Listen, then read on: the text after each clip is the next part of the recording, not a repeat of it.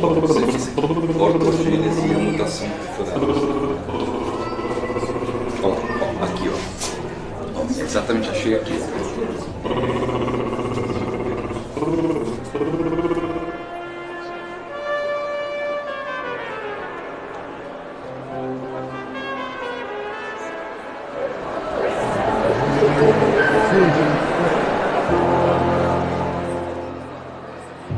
You know, in some way I have had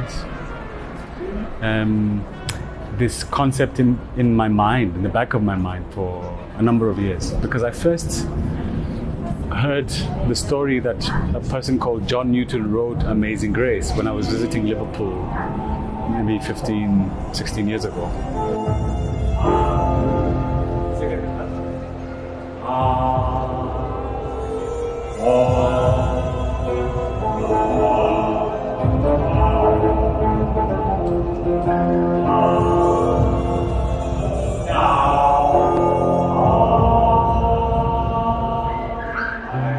And I found a cottage that had a plaque outside that said, "Here lived John Newton, the composer of Amazing Grace," the hymn. And I found that very strange because I thought, having sung the song most of my life, that it came from the Negro spiritual tradition. So the black experience, the black diaspora solidarity experience is what I had assumed. I also knew that most people who sing it in the world think of it in that way, because we all sing it as a solidarity-making utensil, let's say.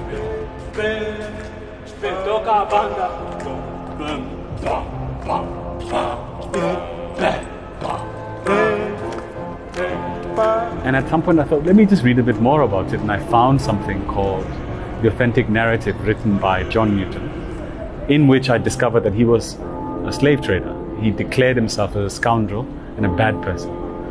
And so I thought, wow, that's a really interesting concept.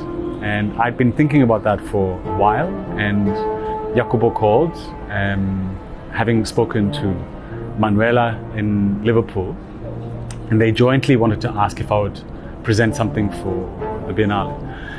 And I said, look, the thing I'd like to present is this idea of a piece of music that really has lived with many of us, the black diaspora, for so long.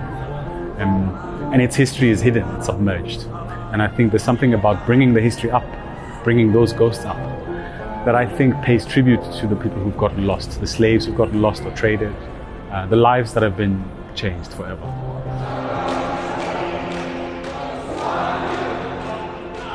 So I was thinking what I could put into the song, what I could design and describe around the song that would speak back to this monumental architecture.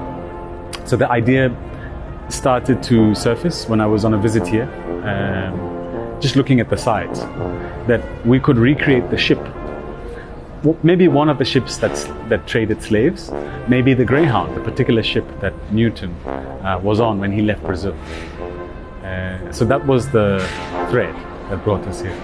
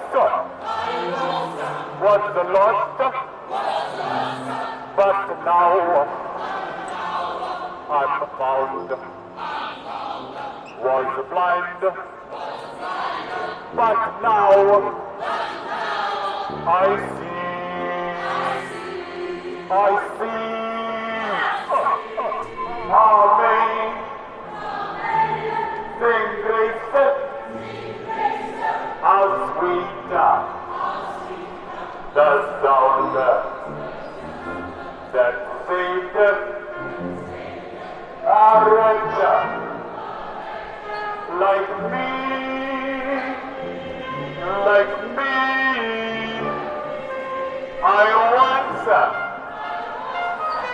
lost, but now I'm found. Was blind, but now I see. Amazing. Amazing grace. I knew that I wanted to work on this piece with voices who I knew shared the history of the traumas of the black diaspora. So I knew that it had to be an entity that was unified in solidarity with this idea of the black diaspora family.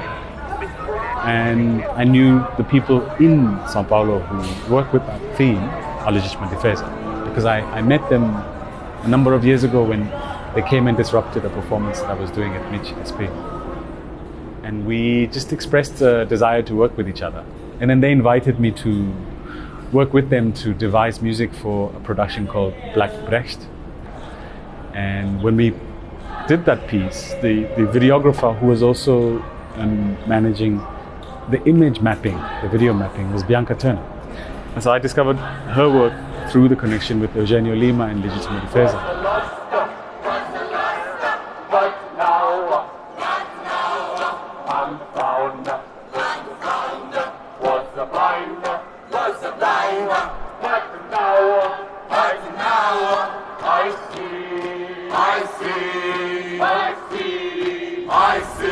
And Legítima are energetic, they are loud, they are argumentative.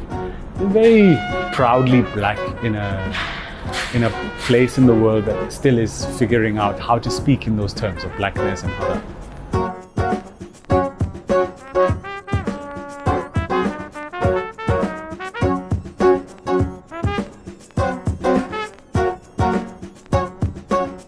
The beauty and the complexity of working in this space first is, of course, it defines what the project can be in performance.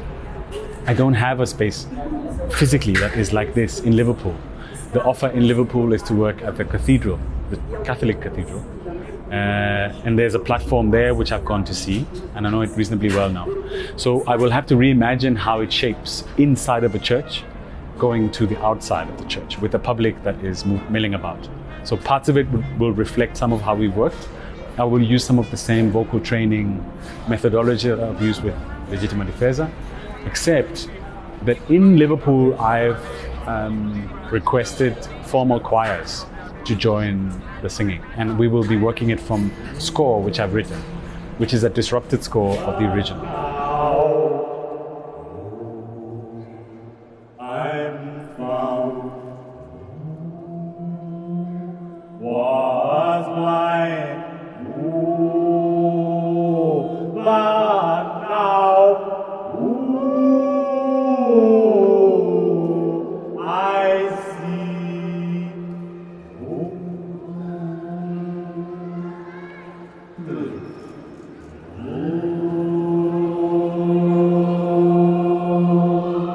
So it will sound a lot more church-bound in the beginning, and then I will make proposals that will shift and disrupt it in the middle.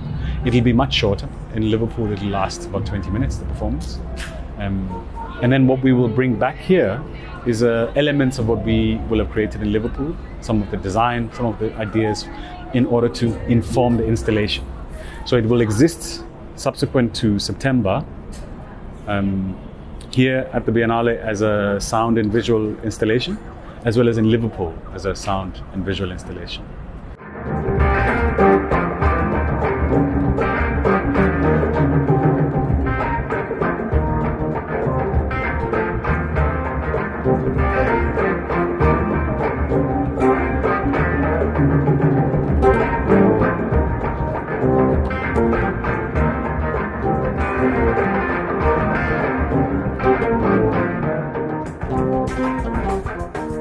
There's a relationship, there's an historical relationship between São Paulo and Liverpool because of John Newton.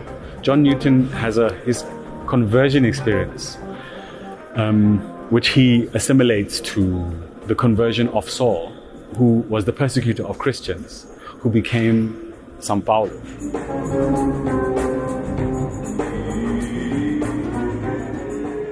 And Newton talks about himself in similar terms. So I was intrigued that he came to São Paulo. We're making it in São Paulo. And he's basing his conversion on São Paulo, who is the saint that gives the name to the city. So I'm going to try and make these triangulating moments appear in the installation as well.